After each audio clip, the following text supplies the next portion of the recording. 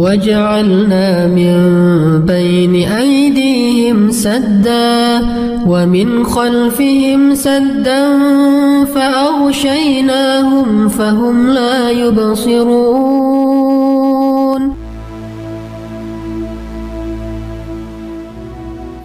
Assalamualaikum warahmatullahi wabarakatuh. Saudara-saudaraku, sahabat Ustadzmu dimanapun berada, alhamdulillah, mari kita lanjutkan pengajian kitab Az-Zubad pertemuan yang ke-8. Bismillahirrahmanirrahim. Qala al-musannifu al-alim al-allama asy-syaikh Ibnu Ruslan rahimahullahu ta'ala wa nafa'ana bihi wa bi'ulumihi wa amattana bi asrarihi wa afadu alaina bi barakatihi syai'ulillahi lahu. Al-Fatihah. A'udzu billahi minasyaitonir rajim. Bismillahirrahmanirrahim. Alhamdulillahi rabbil alamin. Ar-Rahmanir Rahim. Maliki yaumiddin. Iyyaka na'budu wa iyyaka nasta'in. Ihdinas siratal mustaqim. Siratal ladzina an'amta 'alaihim ghairil maghdubi 'alaihim waladdallin. Amin. Bikasrati salati wa ta'ati wa tarki malin nafsi min syahwati fasahwatun nafsi ma'adzunubi mujibatani qaswatal qulubi. Bikasrati sholati, dengan memperbanyak sholat. Bikasrati sholati, dengan memperbanyak sholat. Wa ta'ati, dan ketaatan-ketaatan. Wa ta'ati, dan ketaatan-ketaatan. Supaya iman yang ada pada diri seseorang semakin bertambah kualitasnya, semakin mantap, semakin kokoh, semakin kuat, semakin tebal, semakin top markotop, semakin jos imannya, maka seseorang itu harus memperbanyak melakukan sholat. Sholat yang 5 waktu wajib dikerjakan, ditambahin dengan sholat-sholat sunnah. Di rumah banyak mengerjakan sholat witir, sholat hajat, malam-malam bangun melaksanakan sholat tahajud, pagi harinya sudah gelar sajadah untuk mengerjakan sholat sunnah duha. Siapa yang memperbanyak sholat, pasti imannya semakin bertambah, pasti imannya semakin mantap. Bukan hanya memperbanyak sholat di rumah dengan sholat-sholat sunnah, tetapi juga melakukan berbagai macam ketaatan-ketaatan kepada Allah. Wiridan, jikiran, sholawatan, tahlilan, baca Al-Quran, berakhlakul karimah, baik kepada Allah maupun kepada makhluk-makhluknya. Kepada orang, ucapan kita harus menyenangkan, harus mengenakan, harus menyejukkan. Ucapannya ucapan yang membuat mereka hidup menjadi optimis, hidupnya menjadi cerah, menjadi semangat. Semangat bekerja, semangat meningkatkan amal ibadah kepada Allah. Sikap kita pun sikap yang bagus kepada orang lain, sikap yang respek, sikap menghormati, sikap menghargai. bukan sikap menghina, sikap merendahkan, meremehkan.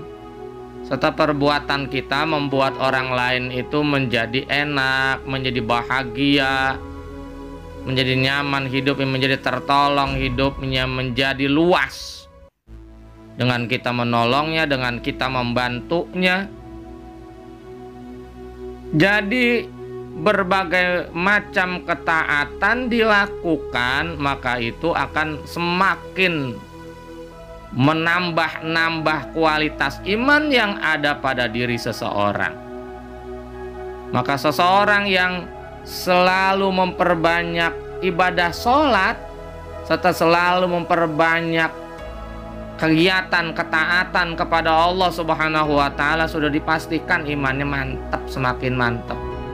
Imannya semakin bagus, imannya semakin tebal, imannya semakin kokoh, imannya semakin bertambah, imannya semakin sempurna, imannya semakin keren, imannya pokoknya top marko, top jos. Kalau kita menginginkan iman yang ada pada diri kita ini semakin bertambah setiap hari, setiap waktunya, setiap detiknya, setiap saat. Watarkima, dan meninggalkan segala sesuatu. Watarkima, dan meninggalkan segala sesuatu. Lin nafsi, bagi nafsu. Lin nafsi, bagi nafsu. Min sahwati, yang menjadi kesenangannya. Min sahwati, yang menjadi kesenangannya.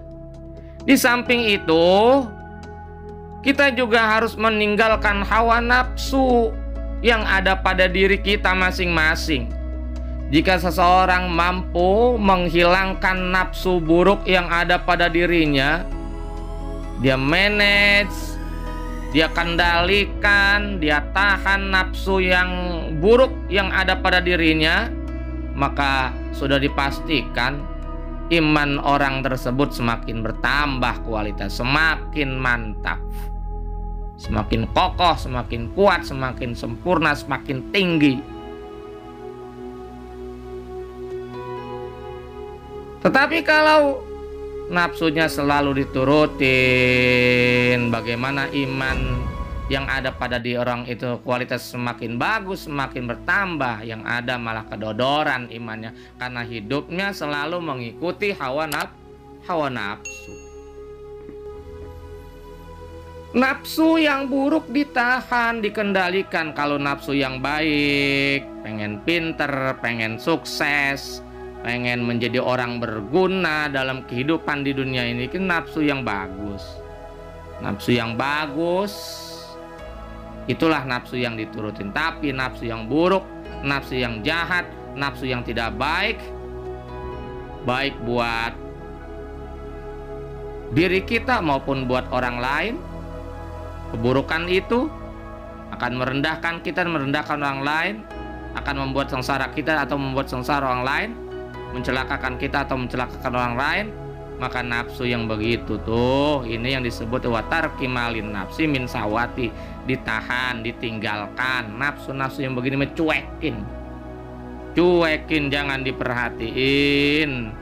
Pengen ngerebut hak milik orang lain, nih nafsu yang begini cuekin. Pengen menjatuhkan jabatan orang lain, nih nafsu yang begini mencuekin, jangan diturutin. Memperturutkan hawa nafsu buruk yang ada pada diri, maka itu akan membuat iman semakin jatuh. Tetapi meninggalkan nafsu buruk yang ada pada setiap diri seseorang, maka itulah yang membuat kualitas iman pada diri seseorang semakin bertambah dan bertambah kokohnya, bertambah kuat, bertambah mantapnya. Fasahwatun nafsi, sebab memperturutkan hawa nafsu. Fasahwatun nafsi, sebab memperturutkan hawa nafsu. Ma'azunubi, beserta melakukan perbuatan-perbuatan dosa. Ma'azunubi, beserta melakukan perbuatan-perbuatan dosa. Mujibatani itu keduanya menyebabkan. Mujibatani itu keduanya menyebabkan qaswatal qulubi,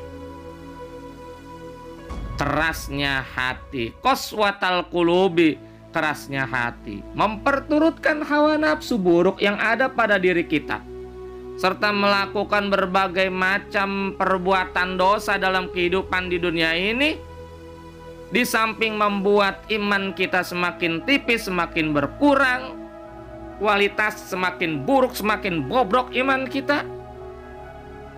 Di selain itu adalah berbuat dosa dan memperturutkan hawa nafsu, membuat hati seseorang menjadi keras.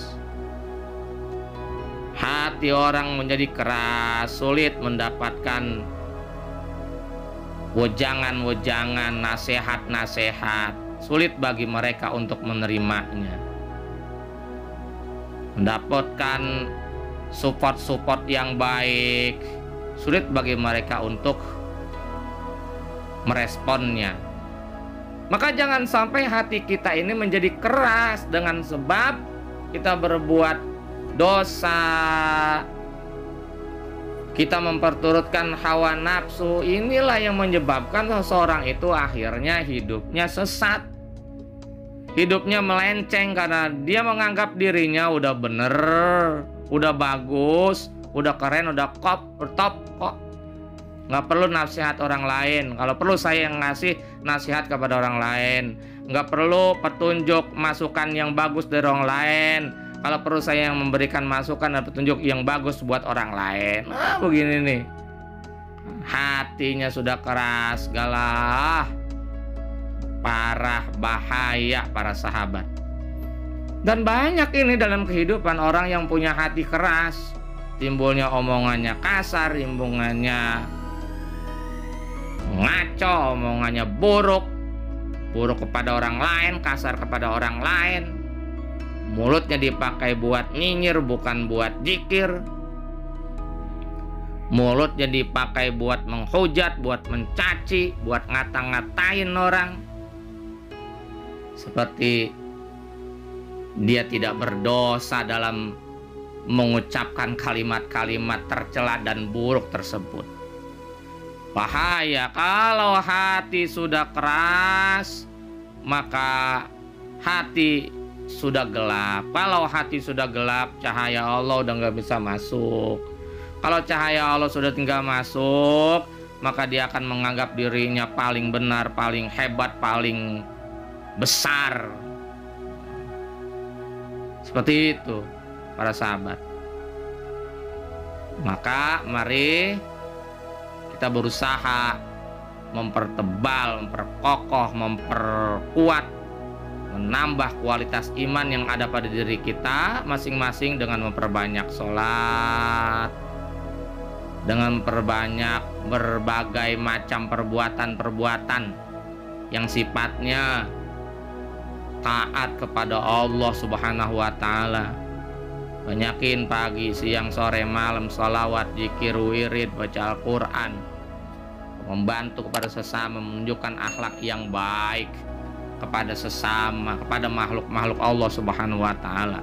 Meninggalkan hawa nafsu, jangan diperturutkan hawa nafsu yang buruk, yang akan menjerumuskan kita ke dalam perbuatan yang melenceng, perbuatan yang tidak baik, perbuatan sesat, perbuatan yang mendapatkan murka dari Allah Subhanahu wa Ta'ala. Itulah yang menyebabkan iman kita jadi bagus, jadi kuat, jadi mantap. Inilah pertemuan kita yang ke-8. Mudah-mudahan bermanfaat. Wallahu a'lam bissawab.